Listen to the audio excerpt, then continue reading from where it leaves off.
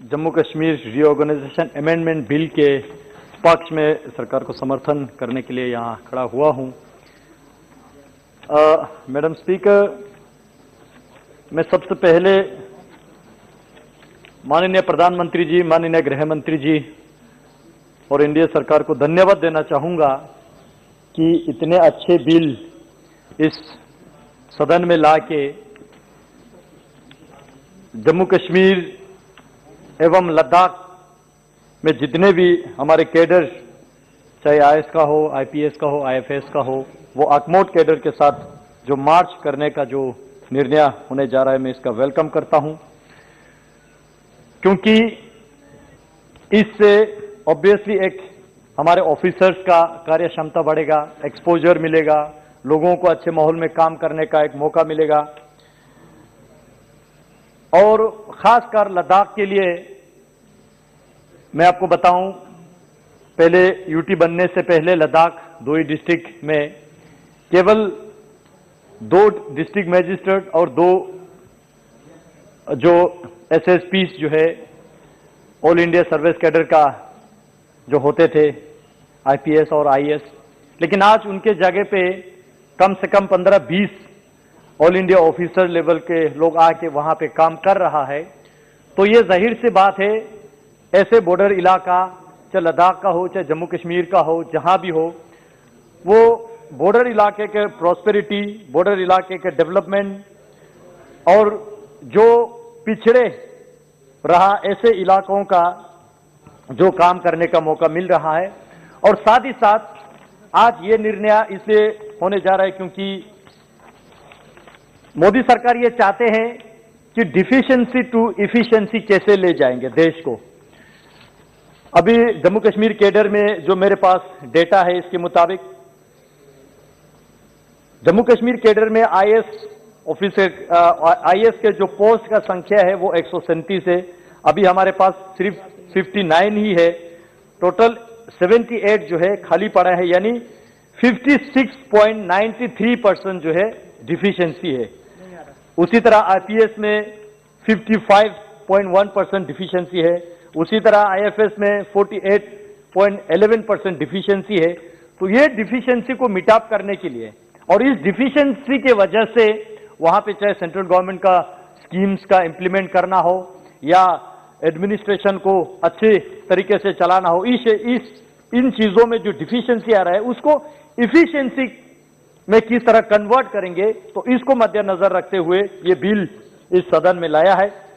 अब ये मार्च होने के बाद एक तो पूरे गवर्नमेंट में, चाहे लद्दाख यूटी हो, जम्मू कश्मीर यूटी हो या अदर यूटीज हो, और अरुणाचल हो, मिजोरम हो, गोवा हो, इसके गवर्नेंस में एक यूनिफॉर्मिटी आएंगे, इसके एडमिनिस्ट्रेशन में एक यूनिफॉर्मिटी आएंगे, और साथ ही साथ हमारे अपने ऑफिसर्स को बाहर जाके काम करने का मौका मिलेगा, जिससे लोगों के कार्य क्षमता बढ़ेगा, एक्सपोजर मिलेगा, एफिशिएंसी बढ़ेगा, तभी तो एडमिनिस्ट्रेशन में इफेक्टिवनेस आएगा। और उससे भी बड़े बात जो है, यहां पे मैं सुन रहा था कांग्रेस के नेता अधीर रंजन जी कह के गए कि जम्मू कश्मीर एक अलग स्टेट है, अलग किस्म का राज्य है। यही तो मानसिकता बदलना है मैडम, यही मानसिकता तो हमने बदलना है। जम्मू कश्मीर और लद्दाख कोई अलग नहीं है, देश का अंग है, देश का अटूट अंग है। और ये स्टेप लेने के बाद हमारे officers other part of the nation जाएंगे, अदर ऑफिसर हमारे पास आएंगे, तभी तो नेशनल इंटीग्रेशन बढ़ेंगे, तभी तो देश में जो है एक अटूट अंग का जो सशक्तिकरण का जो नारा जो है, तभी तो ये स्थापित होंगे।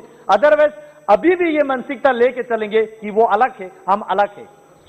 यही तो सोच बदलना है, इसलिए हम कहते हैं कि सोच बदलो, देश बदलेगा।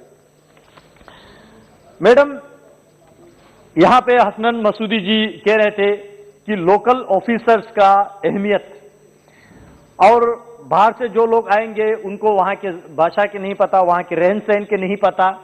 मैं कुछ इंटरेस्टिंग फैक्ट जो है आपके माध्यम से सदन में रखना चाहता हूं। जब लोकल की बात आते हैं तब सिर्फ अपने लोगों के लोकल की ही बात आते हैं। यहां पे हमारे माननीय मंत्री डॉक्टर जितेंद्र सिंह जी बैठे हैं, वो इस बात का समर्थन करेंगे। मैडम, लद्दाख में यूटी बनने से पहले वहां पे एक डिस्ट्रिक्ट मजिस्ट्रेट का पोस्ट ले और कारगिल में, एक एसपी का पोस्ट ले और कारगिल में, वहां पे कभी इन्होंने लोकल को नियुक्त नहीं किया, वहां पे कभी लोकल को नियुक्त होने नहीं दिया। तब उनका नारा जो है कुछ अलग होते हैं, कहते हैं कि भाई ये बॉर्डर इलाका है, यहां पे तो बाहर से आना चाहिए, पता नहीं आप लोग क्या कर बैठेंगे।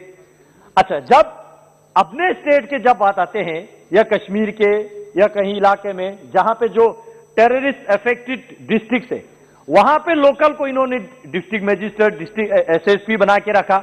हमने भी सोचा सुधार आएंगे, ना इनके टेररिज्म में सुधार नहीं आया, ना इनके विकास को प्रगति नहीं मिला, क्या करेंगे ऐसे लोकल को रख के।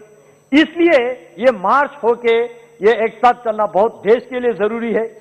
और एक चीज मैं जरूर कहना चाहूंगा, जो लोकल का नारा जो है माननीय मोदी जी कहते हैं वोकल फॉर लोकल, लोकल का नारा तो अब शुरू हो रहा है। ये देश में जितने भी लोग हैं सब इस देश का लोकल है। हम वेलकम करना चाहते हैं जहां से भी ऑफिसर्स, जो आईएएस का हो, आईपीएस का हो, आईएफएस का हो, लद्दाख में आके सेवा करे, तभी तो लद्दाख का विकास होगा, तभी तो बॉर्डर एरिया का विकास होगा। और साथ ही साथ मैं माननीय गृह मंत्री जी भी यहां बैठे हैं, एक्सपीरियंस ऑफिसर्स जो है हमें देने की कृपा करें। वेल एक्सपीरियंस हो, वेल एफिशिएंसी हो, तब जाके बॉर्डर इलाका का विकास होगा। ये सारा जो है यूटी बनने के बाद मोदी सरकार ने इसको मुमकिन करके दिया है, इसका हम स्वागत करते हैं। और जब लोकल के बाद हसनैन मसूदी जी करके गया, मैं कुछ इंटरेस्टिंग बात जो है आपके माध्यम से सदन में माननीय गृह मंत्री जी के ध्यान में लाना चाहूंगा। अभी जम्मू कश्मीर बाइफरकेट होने के बाद, अलग अलग यूटीज बनने के बाद, हमारे बहुत सारे अभी भी जो है local officers, local officials Kashmir में तैनात है।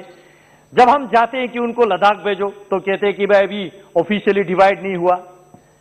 अच्छा, फिर हम जाते हैं कि भाई हमारे ऑफिसर्स का जिनका ड्यू प्रमोशन है उनको ड्यू प्रमोशन दे दो, तब कहते हैं कि भाई अब अलग हो गया, अब तो अलग से यूटी बन गया। तो ये जो है अभी भी वहां पे कुछ लोग बैठे हैं जो प्रमोशन में गड़बड़ी कर रहे हैं। मैडम स्पीकर, यहां पे मिनट दिया जाए इनको, जो है लोकल को बढ़ावा देने के जब बात आते हैं तो एक बात मैं जरूर इसमें ध्यान में लाना चाहूंगा। जो जम्मू कश्मीर में अर्सवाइल स्टेट में जो पिछड़े लोग हैं, जो दलित लोग हैं, खासकर वाल्मीकि समुदाय है, गोरखा समुदाय है, वेस्ट पाकिस्तान रिफ्यूजी है, इनको इन्होंने ना स्टेट का पीआरसी दिया, परमानेंट रेजिडेंशियल सर्टिफिकेट, ना वोटिंग राइट दिया, ना लैंड राइट दिया। आज किस मुंह से ये लोग लोकल की बात करते हैं, हालांकि सदियों से वो जम्मू कश्मीर में बैठे हैं। आज मोदी सरकार ने यह निर्णय लेने के बाद, यूटी बनने के बाद, वाल्मीकि समुदाय हो, गोरखा समुदाय हो, वेस्ट पाकिस्तान रिफ्यूजी हो, सबको जो है वहां के डोमिसाइल सर्टिफिकेट दिया, वोटिंग राइट दिया, लैंड राइट दिया।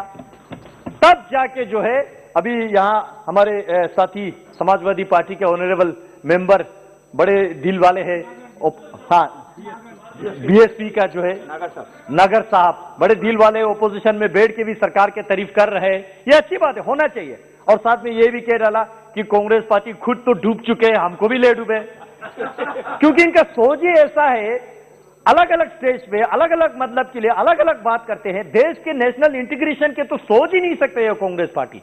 मैं देख रहा था जब राष्ट्रपति महामहिम राष्ट्रपति जी उद्बोधन कर रहे थे तब इन्होंने बायकॉट किया, बजट पे डिस्कस खत्म हो गया तब ये लोग बजट पे बोलने के लिए आ गया।